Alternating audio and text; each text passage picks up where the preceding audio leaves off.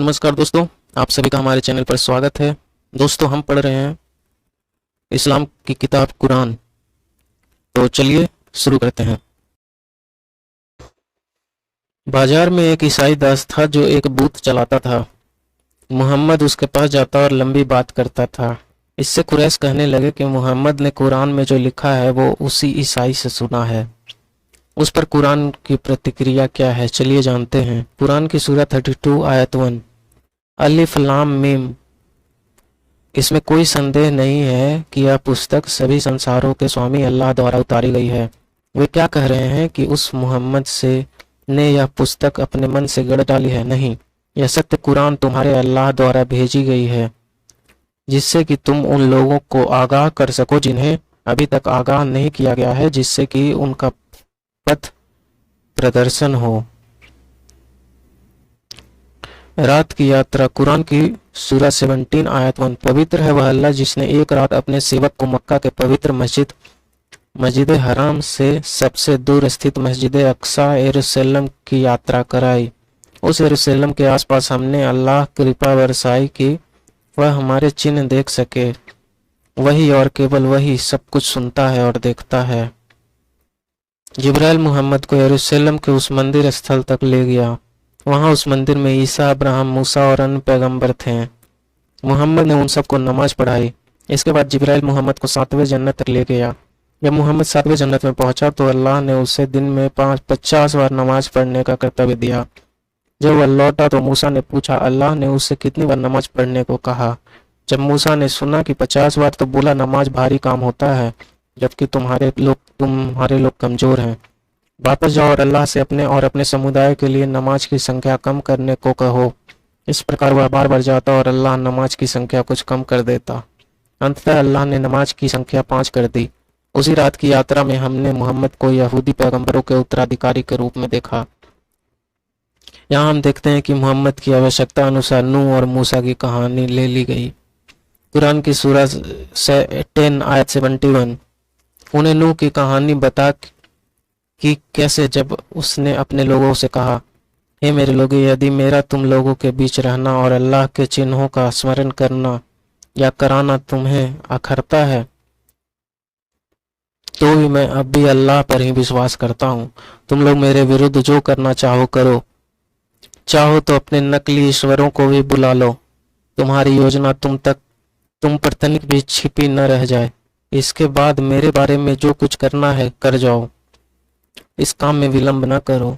इसके बाद यदि तुम लोगों ने मुझसे मुंह फेरा तो जान लो मैं तुमसे कुछ मांग नहीं रहा हूँ। मुझे जो मिलना है वह अल्लाह देगा। मैं अल्लाह की इच्छा के आगे सिर झुकाने का आदेश मिला है। मुझे अल्लाह की इच्छा के आगे सिर झुकाने का आदेश मिला है, परंतु उन लोगों ने उसे झूठा समझकर व्यवहार किया। हमने उसे और उसके साथ नाव में जो सवार थे उसे बचा लिया तथा हमने उन्हें धरती का उत्तराधिकारी बना दिया, जबकि उन लोगों को समुद्र में डुबा दिया जिन्होंने हमारी आयतों को झटलाया है था। देखा नहीं तुमने जिनको चेतावनी दी गई थी उनका अंत कैसे हुआ? कुरान की सूरह 10 आयत 74। इसके बाद हमने उसके यानी कि नूह पश्चात बहुत से रसूलों को उनकी जाति के पास भेजा। वे उनके पास अल्लाह के प्रत्यक्ष चिन्ह लेकर आए, परंतु जिसे उन्होंने पहले झुठला दिया था उन पर वे विश्वास नहीं करते। इसलिए हमने उन अवज्ञाकारियों के मन मस्तिष्क को बंद कर दिया।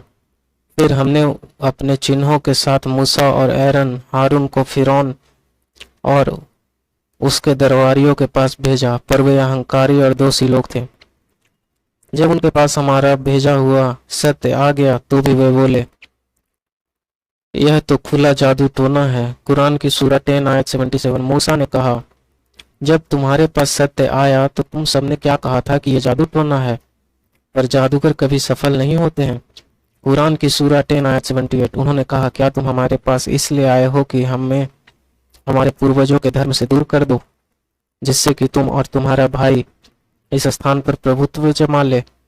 हम तुम पर विश्वास नहीं करने वाले हैं। कुरान की सूरह 10 आयत 79। फिरौन ने कहा, जितने भी कुशल जादूगर हैं उन्हें मेरे पास लाओ। जब जादूगर पहुंचे तो मूसा ने उनसे कहा, तुम लोगों को जो भी जादू आता है दिखाओ। कुरान की सूरह 10 आयत 81। और जब उन्होंने जादू दिखाया तो मूसा बोला, जो भी जादू तुम किए हो अल्लाह उन सबको व्यर्थ कर देगा। अल्लाह दुष्टता करने वालों के कर्मों को नहीं सुधारता। अल्लाह अपनी बातों की सच्चाई को प्रमाणित करेगा, यद्यपि गुनहगार इसके भी विरोध में होंगे। और फिरौन के लोगों में से कुछ बच्चों के अतिरिक्त किसी ने मूसा की बात पर विश्वास नहीं किया, क्योंकि वो डर रहे थे कि फिरौन और दरबारी उनका उत्पीड़न करेंगे। फिरौन वहां का अत्याचारी था और उसने अति की थी। कुरान की सूरह 10 आयत 84। और मूसा ने कहा, हे मेरे लोगों, काश तुम अल्लाह पर विश्वास लाए हो तो उसी में विश्वास करो, उसी के आगे समर्पण करो, आज्ञाकारी रहो। कुरान की सूरह 10 आयत 85। उन लोगों ने कहा, हमने अल्लाह में ही विश्वास किया है। हे मेरे स्वामी, हमें अन्यायी लोगों के उत्पीड़न का शिकार न बनने दें और अपनी दया से हमें काफिरों से बचा ले। दोस्तों, इस पूरी व्याख्या जो कि कुरान की गई है उस पर आपकी क्या राय है हमें कमेंट में ज़रूर बताएं। इस वीडियो को लाइक करें, शेयर करें और चैनल को सब्सक्राइब करें। धन्यवाद।